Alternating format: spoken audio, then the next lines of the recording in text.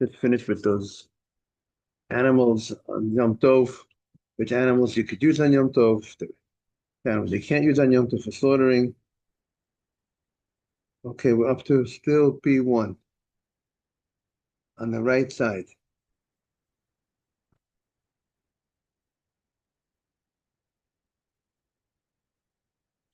Morning, everybody. We're up to 45B1 on the right side. Amar, if you want to mention to the group that we're on. Thank you very much, Adam. Amar Ram B'Chana Rabbi Yochanan. Amru, the Bnei Yeshiva, people in the yeshiva said, they reported, halacha to Rabbi Shimon, that the law follows Rabbi Shimon. As we know, Rabbi Shimon has a more lenient approach regarding the laws of Mukseh. Like one of the things that we said was, according to him, the only, the case of Mukseh would be by the Grogros and Simukim, when you actually pushed it away with your hands. You put the grapes and you put the grapes and the figs on the roof, and it becomes unripened while it's on the roof. That's a type of case. But other types of cases of mukseh, if you didn't actually push it away, and not necessarily will be mukseh. Morning, Mark. Morning, Rabbi. So the Gemara now says, Rabbi Bachana says that Rabbi Yochanan Amru, the Bnei Yeshiva said that halacha ki Rabbi Shimon, that the law follows Rabbi Shimon. And the Gemara's understanding that the fact, Rabbi Yochanan says in the name of the Bnei Yeshiva, the law follows Rabbi Shimon, would seem to imply that Rabbi Yochanan is in agreement, right? If Rabbi Yochanan, if the quote in the name of Rabbi Yochanan is that the law follows Rabbi Shimon, it's almost that the people of the yeshiva said that the law follows Rabbi Shimon, most probably he's concurring with that. And to that, the Gemara has a big question.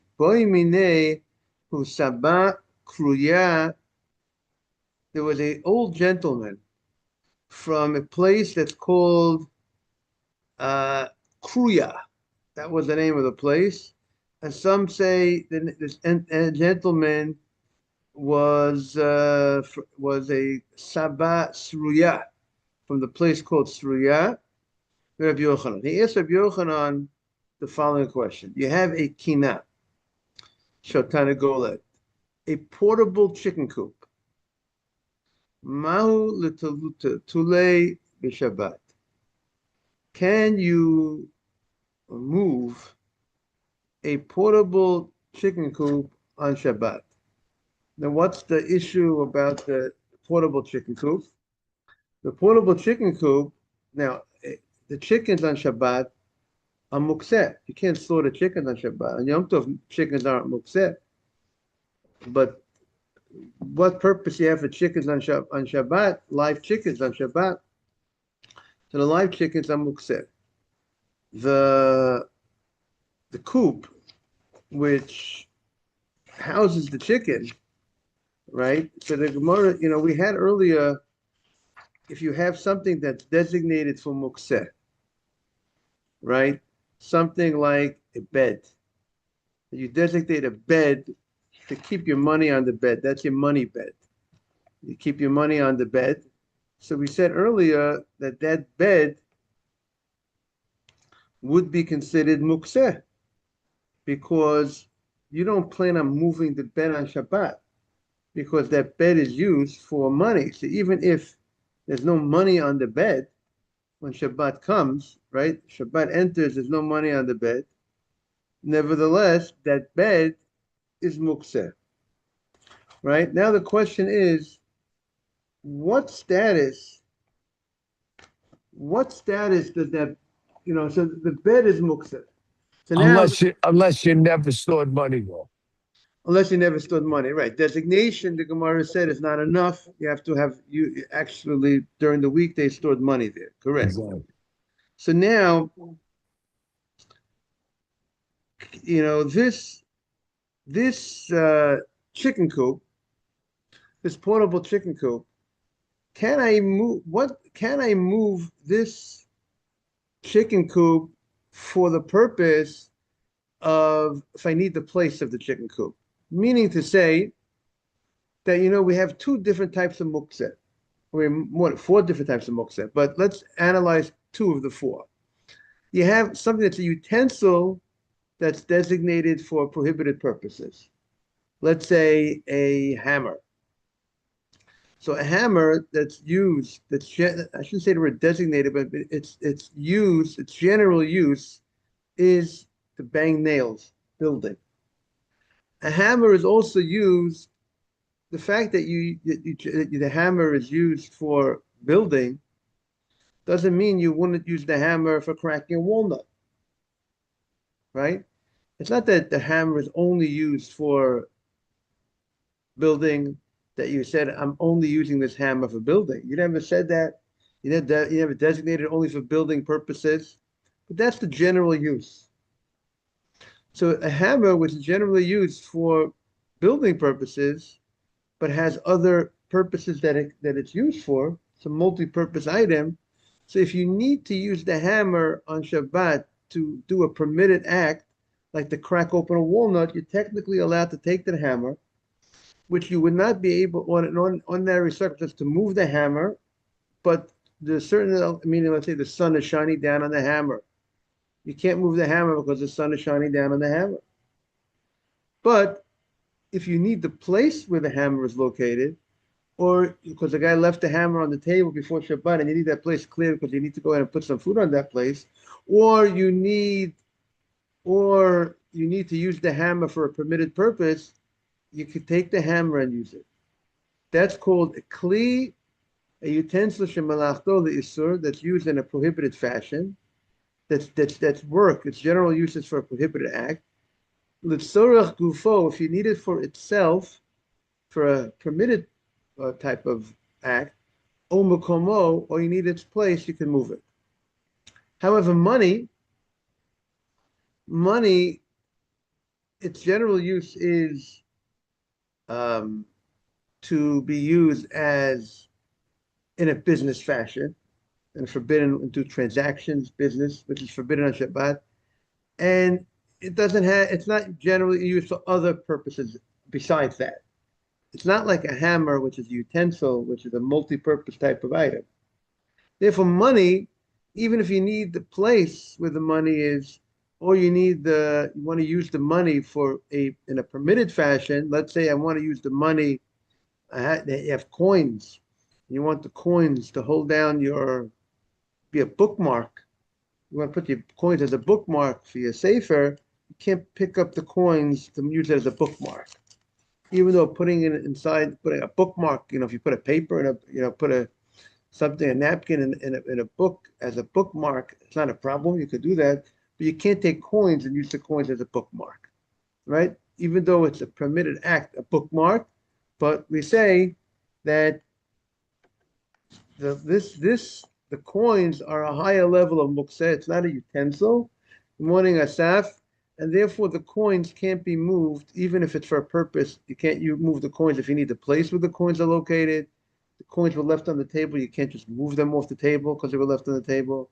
You can't take the coins and use it as a bookmark. That's the law regarding the coins. How do we view the chicken coop, this portable chicken coop? Do you treat it like it's only, do you look at it like it's a utensil? And therefore, if you need to move the place of where its utensil, it's used for mukseh, it's used to service mukseh, chickens. But if you need the place where the portable chicken coop is you're having company, or whatever the case is, you need the place, you can move the portable chicken coop for its place. Or if you need to somehow to use the chicken coop, the portable chicken coop for a permitted purpose, not for the use of keeping chickens in there, but for other purposes, for storing other things on top of it, would you be able to move it for that purpose or not? Or would we say it can't be moved under any circumstances? Like the money can't be moved under any circumstances. Okay, you can knock off money in the unusual fashion, but you can't move it in any usual fashion, the money, right? So that is how it seems they quote the Ritva, Rosh Yosef. That's the question of the Gemara. Um, Now, this idea, that uh, if it's only if we're going to look at like a bed that you designated for money, so that law that you designated bed for money, and now and during the weekdays, and as like Mark said, you used it for money. Now comes the Shabbat, there's no money on the bed, so we say that you can't move it, right? According to Rav, who holds like Rabbi Yehuda, you can't move it even if you need the place, even if you need the money, you need the bed itself, or you need the place where the bed is. We say that the bed is totally um, it was designated to be used for the money. It's not for other uses, and therefore you can't. It's designated only for muksa purposes in that sense. Has no other use because and therefore you can't move it even if you need the place, even though there's no money on the bed. But Rabbi Shimon, we said, would hold you could move that bed. If there's no money on the bed, Rabbi Shimon would hold you can move that bed. However, Rabbi Yehuda holds of Mukseh holds no, you can't move that bed. It was designated for uh, for money purposes. You can't move the bed. So now, how do we view this chicken coop? That was the question that was asked to Rabbi Yochanan. Said, "Boy minei ha'usabakri." This old man, this old gentleman, asked Rabbi Yochanan, "Kina shetan negol ma'aletatulek b'Shabbat." Can I move it? Let's say if I need the place, I need the item itself. Can I move this? Is this does it have the higher level muksa like money that I can't move it? Or can I move it if I need the place or the item itself? For Amalei, what was Rabbi Yochanan's response? It says, Klum asui ela l'tarnegolim. What is this whole chicken coop? When you have a chicken coop, it's made only for the birds, the chickens. And therefore, since it's only made for the chickens, in contrast, let's say for the hammer, let's say it's made for other purposes, but the chicken coop is made for the chickens, and therefore you can't move this chicken coop even if you need the place of the chicken coop or you need the chicken coop itself. Good morning, Mark. Yeah. So they asked Rabbi Yochanan, what status does the chicken coop have? This portable chicken coop have? So he told them. So beforehand he quoted that the people in the yeshiva said the law followed Reb Shimon. So the Gemara is understanding if he quotes that, that means he's in agreement with it. He's holding that. And then they ask him, what's the status of this chicken coop? He says that this chicken coop, you can't move this chicken coop. He says, so Rabbi Yochanan responded to the elderly gentleman, the purpose of this chicken coop was made specifically for the purpose of chickens. No other purpose, right? That's the whole purpose of the chicken coop. We are 45b1, the last statement that Rabbi Yochanan said, Amalei klum asli elatana golem. It's only made for the chickens. It's only made for the chickens. It's not made. It's no other purpose. It's not a multi-purpose thing that's made for general, not for. You can't move it even if you need the place, even if you want to use it in a permitted fashion. It's that high level muksa. but And the chicken itself, you say it's mukse. it's muktzah. It's a live animal that I have no use on Shabbat. I can't eat it on Shabbat. It wasn't slaughtered. What if you like it? Sorry. Like a pet, right? So that there's a whole discussion in general, historically. So it's a matter of discussion in halacha. It's not so simple. Pets and halacha are not simple because generally we say balei chayim, live animals are mukseh. Because live animals generally on Shabbat you don't have real use for. But there are those that say that there are those opinions that they call Rav Shlomo Zalman Auerbach, a big rabbi in Israel who lived passed away about 25 years ago. He was of the opinion that if it's like a pet, so therefore it's like it's designated for use. It has use, clear use. Right. It's like a ball. It's like a ball. So therefore there are those that would, but we're going here. This is not a pet. This is a chicken. And it's not. It's used for one purpose. It's not made for pet purposes. So the Gemara. By the way, I'm learning this Gemara with somebody, and he says, Rabbi, I'm in the middle of making my chicken coop and deal. And one of the guys I'm learning with, so he said, oh, now his mother is going to tell his mother, I'm learning about, I made the chicken coop, now I can apply what I'm discussing here in the Gemara. Is this Gemara? What about No, he's making actual chicken coop. So he's so yes, I'm saying that's yes. Regarding Shabbat with chickens, just to be more familiar with what's going on, mindful of what this chicken coop that's coming to Deal, New Jersey. So there's we don't hold the chicken could be give you like a little. No, I'm saying that might be that person that said you get. No, it might be different. It might be at least the chickens of the Gemara are chickens. They're not being used as pets, but it could be if a person buys the same way a person might have a cat or a puppy. So it could be if the whole purpose now what he's telling me he's raising the chickens because he wants to have good eggs, healthy eggs. He knows what he's feeding. He's not raising it for. It's not a petting. He's not doing it because he has a little kid, and he's doing it for his kids. He's doing it for his eating purpose. So therefore, it's not. Therefore, that's not a pet. It doesn't. If a person would, I'm having chickens just for the purpose of a pet, so that would be there's room to discuss. Whatever it might fall. You know what I'm saying? That might fall under the category of a pet. Now.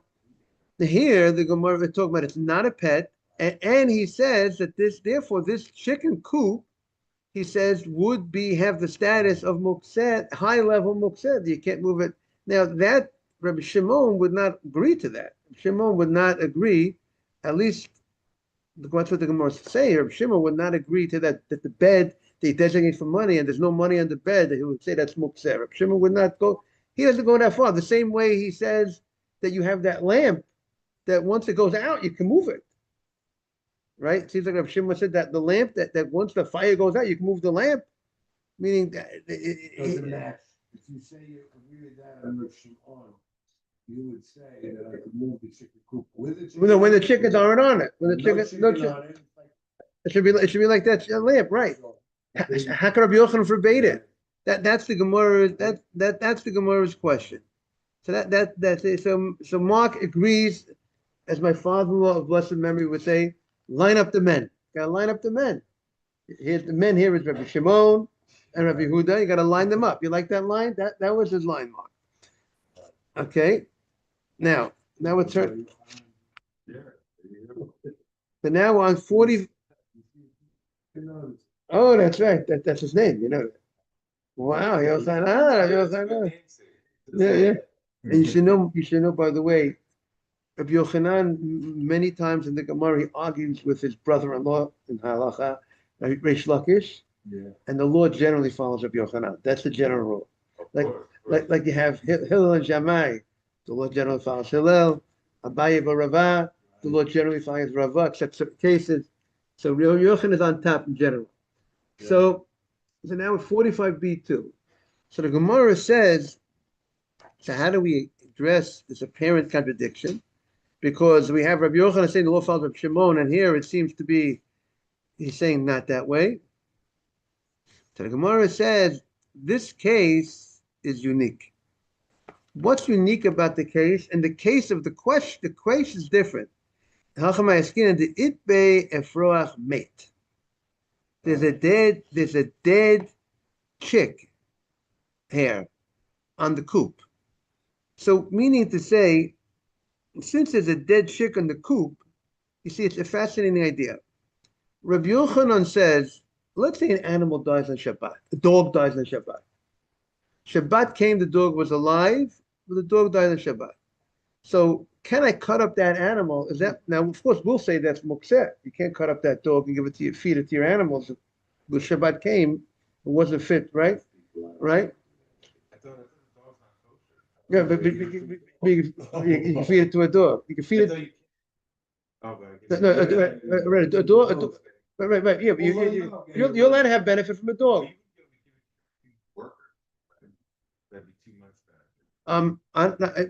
Maybe you could. I mean, giving not the question is it's not a.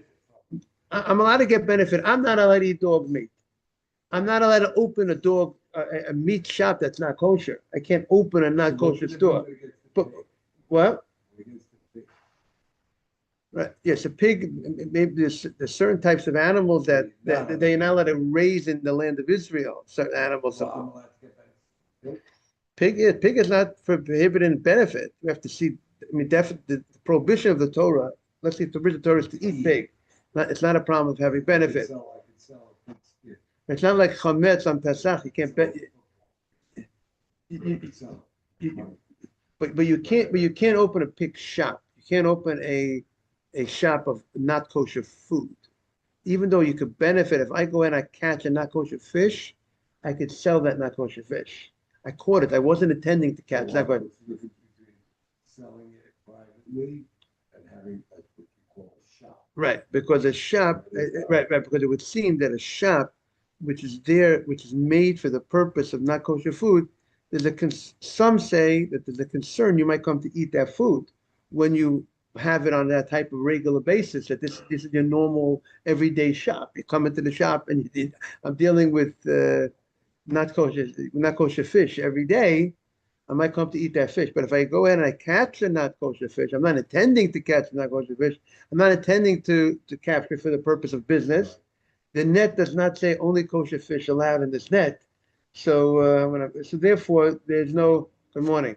It would seem there's no prohibition of selling that fish when it's not. But that's not your. Just like if you have a slaughterhouse and you're slaughtering animals and you want to slaughter in a kosher fashion, and what happens is the meat didn't come out good to slaughtering. You can sell it. That's not that there. They didn't say so that there's no prohibition of doing business. You can't own an unkosher butcher. Can't own an unkosher butcher shop. Correct. What if you were an absentee owner and it was on the other side of the country? You know, right. Then that concern is. I understand you can't be in the store every day. Right. That's a good question, because the question is this the only reason why you can't own a not kosher store, or the other? Right. Or there are other issues. See, I see that would, to answer your question, it would have to be what is that the only reason behind this prohibition, or there's more to it than just the fact that I might come. I just said I think that's the Rajva's of understanding why I can't have a not kosher, but there could be other things involved. But let's say a McDonald's, right? A McDonald's, that will be a different problem. Now I can't have benefit from meat and dairy cooked together, right? So a McDonald's store, a store that sells meat and dairy that's cooked together, that will be a Torah prohibition of benefit. See, most foods of the Torah, most not kosher foods you could benefit from, but you could technically you can't benefit from. That's a different kind. Meat and dairy together, or chametz on Pesach. You can't benefit from. Right. Exactly. If let's say by mistake, right. So if she does it in your house, if she technically, she's doing it. I mean, you're not benefiting from it. Now, if you go ahead, but if you make her a cheeseburger, then you're benefiting from it, right? But it's only those categories. you have a non-kosher bottle of wine that someone gives you, you can. Nah. Okay, but wine is also, Yeah, wine is also. Wine, like, a lot of, like, over the years, business people send me a bottle of wine. Right, and they don't have it. Well, I'm kosher. Yeah. Like for the holiday time, holiday season. Big quart, $300 bottle of wine. Right. So now, I can't give it to my doorman. Because he can't bet, right, because wine is at high level, the rabbis put a high level on the wine. But the same with the Monster. Right. You can't benefit from the wine. But the issue is that you're gonna benefit because he could give you a perk. But what if you took the bottle of wine and you put it on the garbage can for a homeless guy? No problem. That's fine. So that's what I do with it. I Okay. take my bottle of wine, I go outside on the street, Uh-huh. and I put it on the curb. It has to just be for a lucky And stranger. anybody who wants by takes it, I don't get benefits from that. Right. I don't wanna throw in the garbage, pour it down the sink. Right. I just put it on the street. Funny thing is, I have a liquor store across the street from me. So, one time I got the bottle, the gates down, they're closed, I cross the street, I put it right in front of the liquor store, so now if someone wants to go to the liquor store, oh, they're closed. Oh, look at That can raise other problems. That's a Jewish liquor store, that's a That big is Jewish okay. Okay, Anyway. right, very good. So the Gemara says, so what is the, meaning a chicken coop that has nothing in it? No, you were on the dead end. Right. So that's the case that Rabbi Yochanan was responding to. He was responding to the case when you have this dead chick. That's not right. Dead animals would say. Right. So yes, I was saying before. Right. So let's understand. Rabbi Yochanan says like this: if we have an animal that died on Shabbat, we were saying you could give it to the dogs. That's only if the animal was sick before Shabbat. So you knew that it was you knew it was going to die. So therefore you weren't separated from it. But if the animal was healthy, right? If the animal was healthy, right? Right. So if the animal, right, exactly. If you had enough to last for the whole Shabbat, the Shimon would agree that would be muktzeh, right? If you had that big cup of oil, then it went. Right. Then he says, and once it goes out, right. Exactly, he didn't give it. But if it's healthy, he says, you can't go ahead and it dies and then feed it to the dogs. So this chick that died on Shabbat was a healthy chick, and therefore even if Shimon would agree that it's muktzeh. Therefore you can't move the coop. Now let's understand another point. Good morning, Levi. Good morning, Rabbi. Now, once we say, now you remember we said, now, then there's a very important point I want to say on the bottom over here. One second. So according to this, what was the, now that we're saying that's the case, that Rabbi Yochanan said that you can't move the coop. Now, so what was the question? What's the question? Now we're saying the case was that it had a dead chick in it. So what was the question to begin with? You have a dead chick in this chicken coop. So the question was, can I move the chicken coop? Meaning, remember we said, if you have a table and you left money on the table by mistake, you didn't intend to have the money on the table for Shabbat. Who leaves money on the table on Shabbat? You forgot money on the table. So even though the table when Shabbat entered was holding the money, the table is not called the basis, does not have the status of the money. The money is muktzeh. Table is not muktzeh. I could technically pick up the table if I want the place where the money is. I want to use that spot on the table, but I can't move the money to move the spot, to get the spot. Well, what can I do? I can untraditionally, and then we said there's another thing you could do. You could actually shake out. If you don't pick up the money directly, you pick it. We spoke about the coat, the jacket. You could shake out If I tip the table. If you can, you can, even if I have to pick up the table and go like that, We- it's legal. Why? Because I'm moving the muktzah not directly.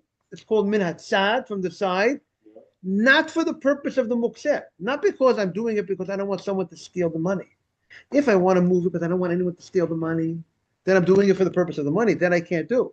But if You I'm want picking, the table. I want the spot of the table. I could pick up the table and shake off the money. So that's the question. What status does this coop have? It has a dead chick in it. If you want. If I want, can I shake out? Can I shake out to get If a? you need the space inside. Let's say I need the space of the coop of the where the chicken is. Can I go ahead? Now, would I be able to pick up the coop, shake it out, like the law of forgetting money on a table that you could pick up the pillow or whatever, and shake it off? Or do we say, since the chick's place of residence is in the coop, Unlike the money. unlike the money, so then it's like you put it there. Meaning to say, if you put the money on the table with the intention of staying on the table for Shabbat, And you designate. then it's not called, then the table becomes a support for the money and has the status of the money, right, Mark? Then you made the table, you gave the table a status of money from before Shabbat, right? If you put the money with the intention to stay there, even though it's not the general use of the table is for a table. But but this Friday I decided I want to keep my money for Shabbat on this table. Right. Right. But look, because the bed was I designated specifically for a bed use, for money use. Here, it's not. It was originally designated for table use. So is the bed. The bed is the bed. Right. And then Right. one Right. day I woke up and said, I want to make this bed my money storage. Right. But here, yeah. But I still think when you put the money on the table, you weren't just saying I'm only using it for the money. It sounds like the Gemara before, and the bed was designated specifically. Now I'm only using it for money. Better. It's not a bed anymore, but it's a money holder. But the table is still being used as a table. But the fact that I intended that the table should support the money, because I intended to leave the money there, then the table has a status of the money, and I can't pick it up. I can't tip it over. Right. So that's the question. Do you look? Right. What is that? Now, this dead chick, now that you have this dead chick inside, would we look at it like I place and since that's the place of the chickens, now, chickens don't always die. Chickens, they go off. Back to the mat on the bed. You have the mat on the bed. Yeah, the mate, what the dead body you're talking about? You roll it off. And then what's the status of the bed after you roll off the body? Right. So if the bed, you see the bed, I think that's more than the money bed. so we have to look back at that case of the mate. The mate, was the mate there before Shabbat? Was the mate there before Shabbat or not there before Shabbat? See, again, the mate, no one played. Before Shabbat. It didn't die on Shabbat. So it died on Shabbat. So I'm saying if it died, so I'm saying if it died on Shabbat, and if you would roll it, so then it should after you take off the mate, it should be that item is not now the question is it's not a basis. We don't look at it. It wasn't made to support. Now you can move the bed. The coop, because the coop, you say very, very good. He says because the coop, it's generally it's used for chickens, and it's very common that the chicken dies. In contrast to, unless you're going to say the bed also, maybe the person was very sick, but a bed is not. It's not right, right. That's true also, but that's the question. How do we look at the chicken coop, at these chickens that you place there? You put the chickens there before Shabbat with the knowledge that some of these chickens might die. Would we say that's called? Every night we go to sleep, we come close.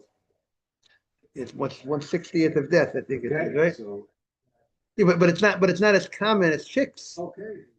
So that's it. I think if you think about parallel storyline, that's the person that dies on the bed and you roll off the bed and you move the bed is a more parallel storyline than cash on the table. Much more parallel storyline, much more comparable. You know Right, what I mean? okay, I hear what it is, but again, the question is how often, I haven't talked to the chicken farmers, and how often the chicks die in the coop. Okay, have a great day, everybody. It's already time flies, like we're having fun. Asaf, have a great day of Shabbat, a beautiful Shabbat.